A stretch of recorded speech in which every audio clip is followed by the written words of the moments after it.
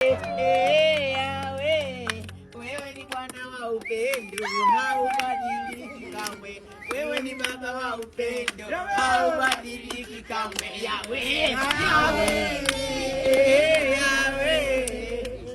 Yahweh, Yahweh. Okay, sawa. Okay, kabla sijaendelea basi ni muda wa matangazo, lakini kama nilivyosema huu ni mwaka wa mavuno. Ni mwaka wa mavuno, ni mwaka wa baraka. 2024 mwaka wa nini? Baraka. Okay. Baraka dago.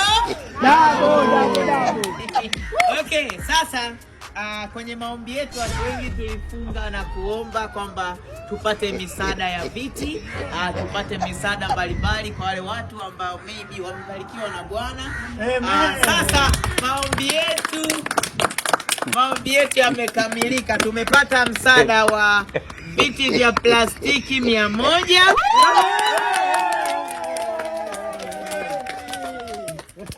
Ni Bwana. Alafu kuna vijana 5 wataenda kusoma chuo cha Biblia bure.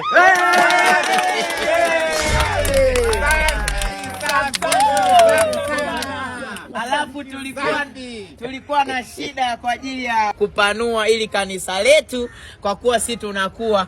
Hatimaye tulikuwa na shida ya kiwanja. Hatimaye tumenunua kiwanja chenye square meter kilomita 250.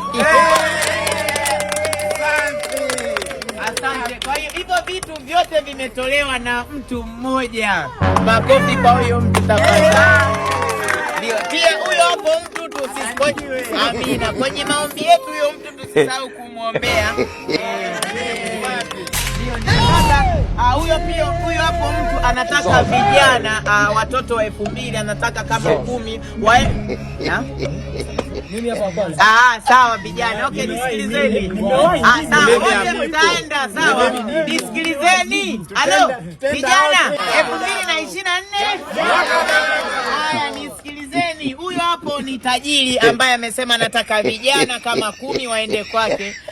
Ni msanii pia anaitwa na mimi pia katika vijana na mimi niweke. Kakule wewe ili nikisema hivi kama yupo nyinyi kakae kule kwanza. Okay, huyo hapo msanii ambaye anataka hapo vijana kama 10 aliyetoa hivi vyote vifaa na hitaji unyie anaitwa ni msanii wa Marekani, si mwingine ni P Diddy. Makofi. Yeye msisahau kumwo.